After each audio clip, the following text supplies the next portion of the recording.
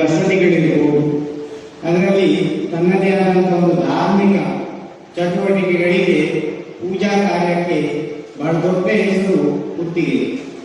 ಇಲ್ಲಿಯ ಗ್ರಾಮದಲ್ಲಿರುವಂತಹ ಒಂದು ಬ್ರಾಹ್ಮಣ ವರ್ಗದವರು ವಿಶೇಷವಾಗಿ ಇಲ್ಲಿಯ ಸನಾತನ ಧರ್ಮದ ಧಾರ್ಮಿಕ ಕ್ರಿಯೆಗಳಿಗೆ ತನ್ನನ್ನು ತಾವು ಸಮರ್ಪಿಸಿಕೊಂಡು ಖ್ಯಾತನಾಮರಾಗಿದ್ದಾರೆ. ಅದೇ ರೀತಿಯಾಗಿ ವಿವಿಧ ರೀತಿಯ ಮತ, ಧರ್ಮ, ಸಮುದಾಯದ ಜನ, ರೈತಾಪಿ ವರ್ಗ ಈ ಭಾಗದಲ್ಲಿ ಕಷ್ಟ ಸಹಿಷ್ಣುಗಳಾಗಿ ಸಮರ್ಪಣೆಗೆ ಅತ್ಯಂತ ದೊಡ್ಡ ಹೆಸರು. ಇಲ್ಲಿಯ ದೇಗುಲಗಳ ನಿರ್ಮಾಣ ಮಾಡುವಾಗ ಇರ್ಬೋದು, ನಮ್ಮ ರಥೋತ್ಸವದ ಕಾರ್ಯಕ್ರಮಗಳಿರ್ಬೋದು, ಅದು ಸಾವಿರ ಬಸದಿಯ ರಥೋತ್ಸವ ಇರ್ಬೋದು, ಅದಕ್ಕೆಲ್ಲ ಬಹಳ ಕಷ್ಟ ಸಹಿಷ್ಣುಗಳಾಗಿ ಸಮರ್ಪಣಾ ಭಾವದಿಂದ ದುಡಿಯುವಂತ ಸಮುದಾಯವನ್ನು ನಾವು ಕುತ್ತಿಗೆಯ ಗ್ರಾಮದಲ್ಲಿ ಇರುವುದನ್ನು ಕಂಡಿದ್ದೇವೆ. ಹಾಗಾಗಿ ಈ ಗ್ರಾಮದ ಒಂದು ವಿಶಿಷ್ಟತೆ ಇವತ್ತು ಅತಿ ಹೆಚ್ಚು ವಿದ್ಯಾಸಂಸ್ಥೆಗಳ ವಿದ್ಯಾರ್ಥಿಗಳು ಕೂಡ ಇದೇ ಗ್ರಾಮದಲ್ಲಿ ಅನ್ನೋದು ನಮಗೆಲ್ಲ ಹೆಮ್ಮೆ ತರುವಂತಹ ವಿಚಾರ. ಇಂತಹ ಸಂದರ್ಭದಲ್ಲಿ ಸಮುದಾಯ ಭವನ ಅಥವಾ ವಿವಿಧ ರೀತಿಯ ಸಮಾರಂಭಗಳಿಗೆ ಈ ರೀತಿಯ ಒಂದು ಸಭಾಂಗಣದ ಬಹಳ ಅವಶ್ಯಕತೆ ಇದೆ.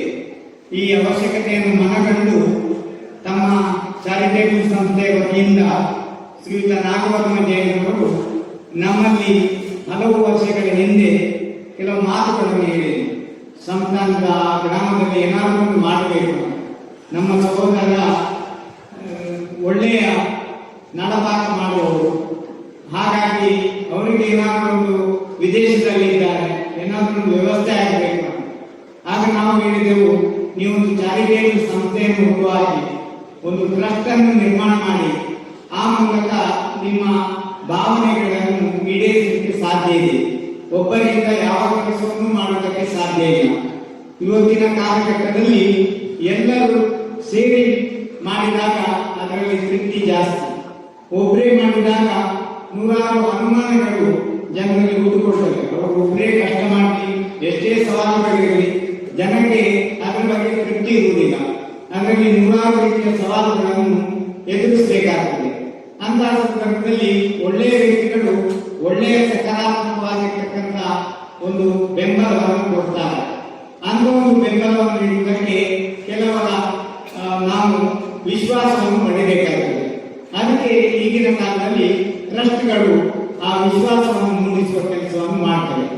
ಅದರಲ್ಲಿ ಪಾರದರ್ಶಕವಾದ ಲೆಕ್ಕವನ್ನು ನೀಡುವಂಥದ್ದು, ಒಳ್ಳೆಯ ವ್ಯಕ್ತಿಗಳನ್ನು ನೇಮಕ ಮಾಡುವಂಥದ್ದು, ಒಳ್ಳೆಯ ಸಂಚಾರ ಮಾಡುವಂಥದ್ದು, ಒಳ್ಳೆಯ ಅಧ್ಯಕ್ಷರು, ಒಳ್ಳೆಯ ಕಾರ್ಯದರ್ಶಿ, ಒಳ್ಳೆಯ ಕೋಶಾಧಿಕಾರಿ ಇವರೆಲ್ಲ ತುಂಬಿಕೊಂಡಾಗ ನಮ್ಮ ಅಡಿಗರಂತವರು, ನಮ್ಮ ತಂತ್ರಿಗಳಂತವರೆಲ್ಲ ವಿಶೇಷವಾದ ಪ್ರೇರಣೆಯನ್ನು ಕೊಡ್ತಾರೆ. ಬಾಬು ಪ್ರಸಾದ್ ಅಂತವರು ಅಧಿಕಾರಿ ಅನ್ನೋರು ಆಯ್ತು ಒಂದು ವಿಶೇಷವಾದಂತಹ ಸೇವೆಗೆ ಬೇಕಾದಂತ ಕಾರ್ಯಗಳು ಹೇಗೆ ಮಾಡಬೇಕು ಅನ್ನೋದನ್ನು ಅವರು ಪ್ರೇರಣೆ ಕೊಡ್ತಾರೆ. ಈ ನಿಟ್ಟಿನಲ್ಲಿ ಕುತ್ತಿಗೆಯಲ್ಲಿ 10 ಹಲವು ಸಮುದಾಯಗಳು ಇಲ್ಲಿವೆ.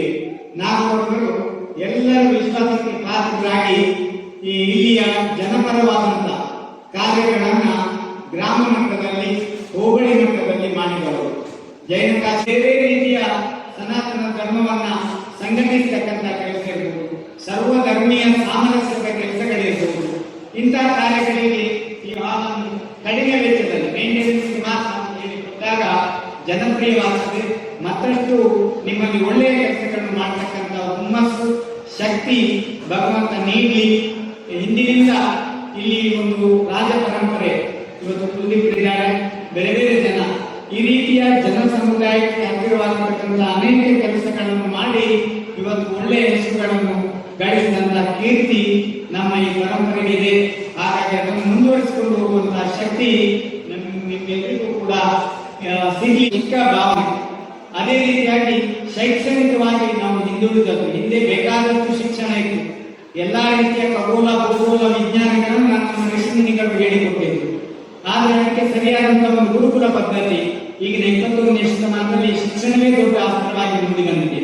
ಅದಕ್ಕೆ ನಾವು ಒತ್ತು ಕೊಟ್ಟಾಗ, ಸಾಮಾಜಿಕವಾಗಿ ಸಾಮರಸ್ಯವನ್ನು ಮೂಡಿಸಿದಾಗ ಅದೇ ನಮಗೆ ದೊಡ್ಡ ಸಂಪತ್ತಾಗ್ತದೆ.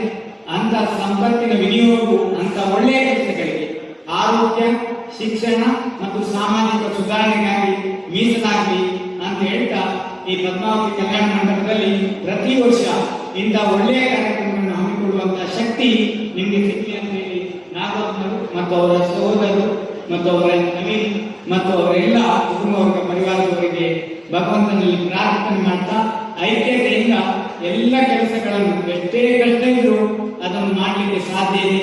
ಹಾಗಾಗಿ ಆ ಐಕ್ಯತೆ ನಿಮ್ಮಲ್ಲಿ ಬರಲಿ ಅಂತ ಹೇಳ್ತಾ ಭಗವಂತನಲ್ಲಿ ಪ್ರಾರ್ಥಿಸಿ